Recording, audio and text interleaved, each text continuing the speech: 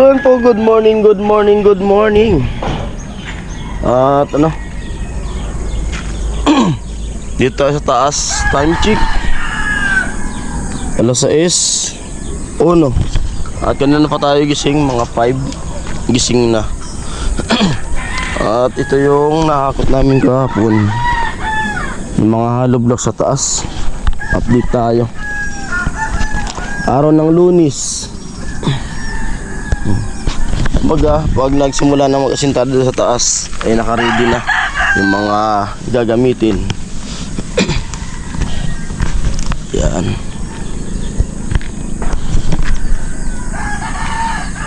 Paligiran dito sa taas.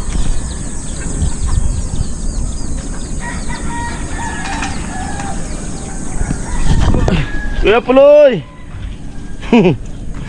Good morning, Kapi. Kuya Puloy, oh.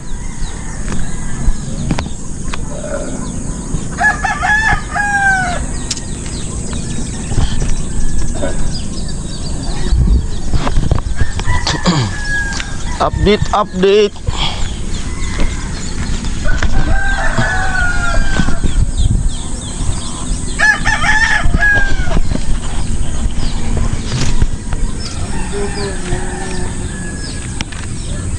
Tatay nandiyan sa baba, nag-iinit ang tubig.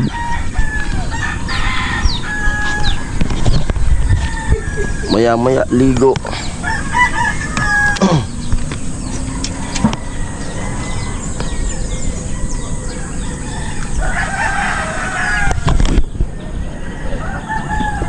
Palabas na yung aring araw kaagad doon, yung banda.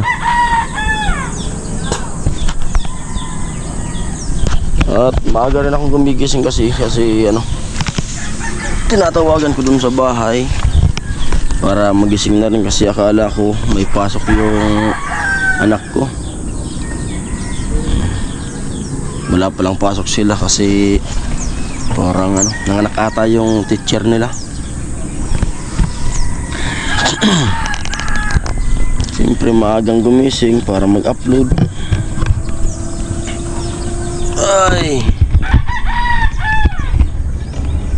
medyo tumigil na yung hangin na malakas. Pintuhan lang.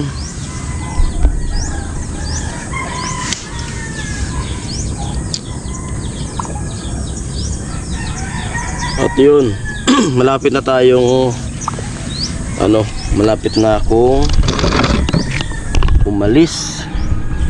At mga ilang araw na lang siguro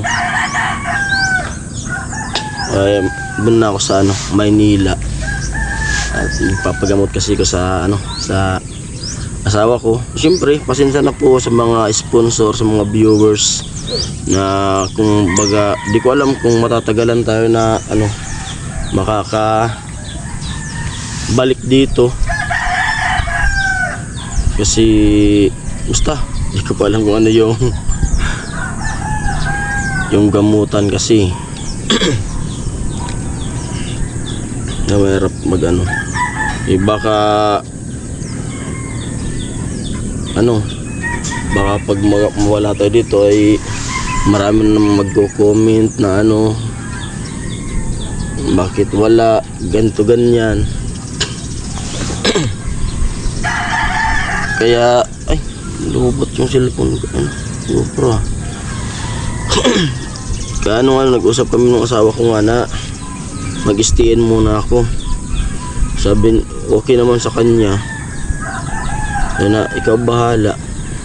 Tapos talaga dito hindi ako nahihirapan mag-upload, mabilis. Doon sa bahay alas 2 gising pa ako niya kasi nag-i-edit, nag-upload dito. Pagkatapos magtrabaho ay edit ka agad, tapos upload, mabilis lang maka-upload dito. Second lang, segundo lang, okay na. Kahit mahaba yung vlog ay mabilis siyang mabilis maka-upload dito. Munta na dun sa bahay magdamag, minsan nga hindi dito ko rin minsan na-upload pagpasok.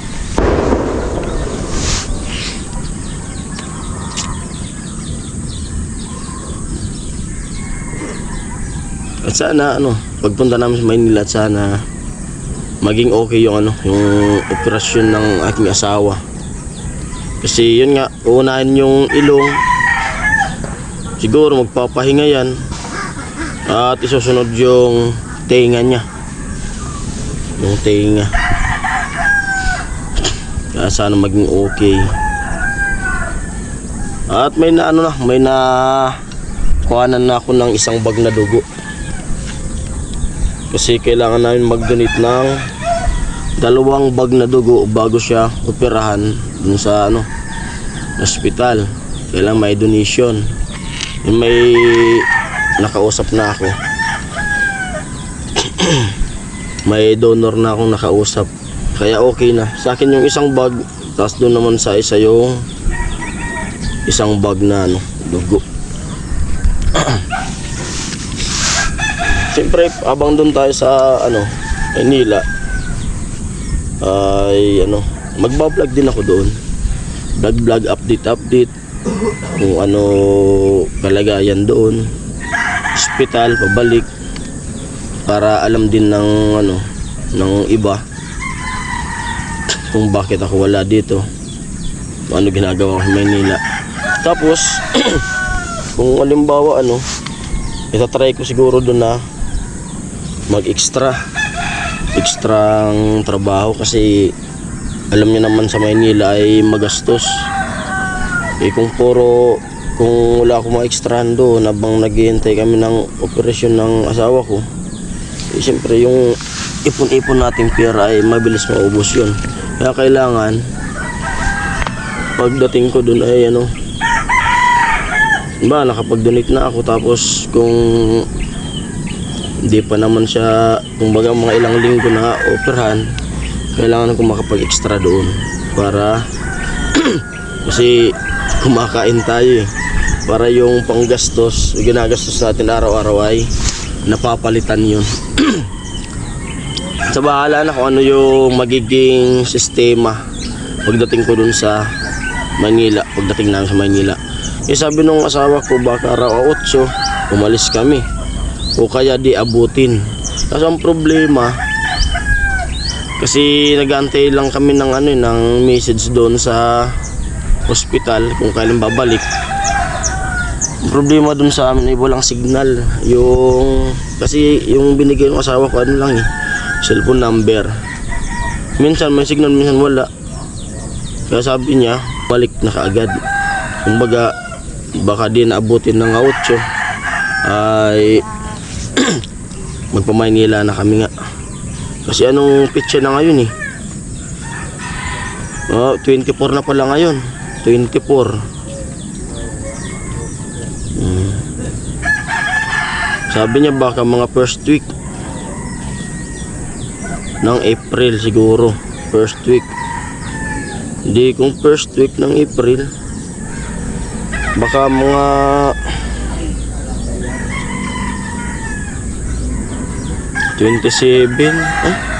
ano to? Mga uno.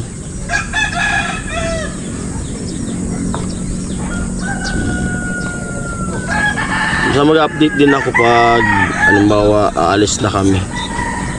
Basta yun, ko lang, kumbaga kinikwento ko lang kung ba't ako dito nag-stay, kasi ganyan. Kasi gusto kong makahabol, kasi kailangan natin ng revenue, kasi may gastusan nga tayo. Ngayon na nandito, halos 1 linggo na rin ako dito, medyo okay yung natin. At nakaka-upload tayo ng 3, 4, 2 ganyan. Kasi yung content nandito umaga pa lang may content na kung gustong maggawa. Linggo, tulad kapon linggo, inakyat ko yung mga hollow blocks. Di nakapag content tayo at nakapaggawa tayo ng ibang gawain dito sa Babay Project. Maya ligo na. At siyempre maraming salamat sa mga viewers na patuloy na nanonood sa aming mga vlog. At sana tuloy-tuloy tayo hanggang matapos itong bahay na to, hanggang sa yung sunod na project. At sana panoorin nyo yung mga vlog namin gagawin. Siyempre sa mga sponsor, thank you very much. At di kayo nagsasawang kumbaga tumutulong sa mga mahihirap, mga nangangailangan. Siyempre at pagpalain pa sana kayo ng Panginoon, at bigyan pa kayo ng maraming blessing. At siyempre ingatan kayo sa trabaho nyo, kung saan man kayo tatrabaho, sa ibang bansa, sa buong pamilya nyo. Sana ingat po kayo palagi. God bless.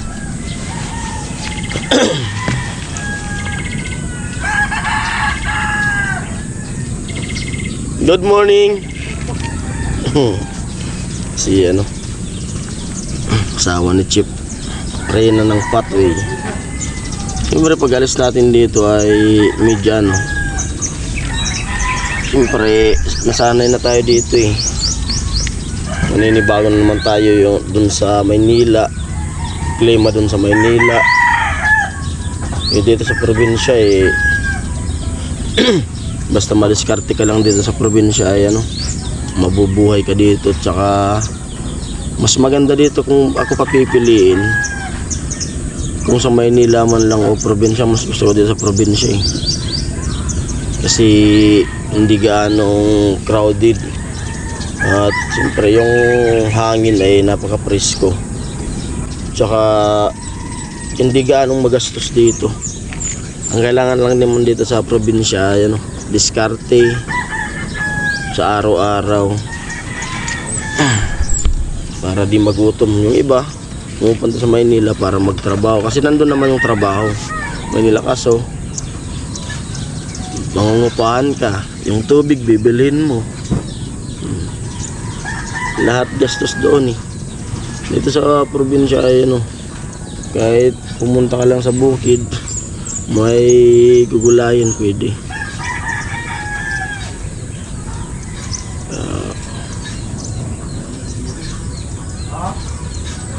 Basta yun na yun, napahaba yung pinto. Basta yung vlog na to kumbaga na inuuna ko na, nagpapaalam ako na aalis ako. Ayan po, sana maunawaan nyo kung bakit baka pwede ba't wala si ganito ganyan. May rason po yun kung bakit tayo aalis. Basta yun po, ayun, ang ganda dito sa taas.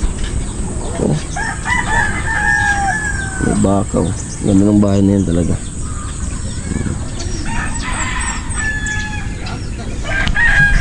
Ayan po, hanggang dito ng vlog na to. At maraming salamat at sana maunawaan nyo yung gusto kong sabihin. Ayun po, bye bye, love you all. Pagising ko lang.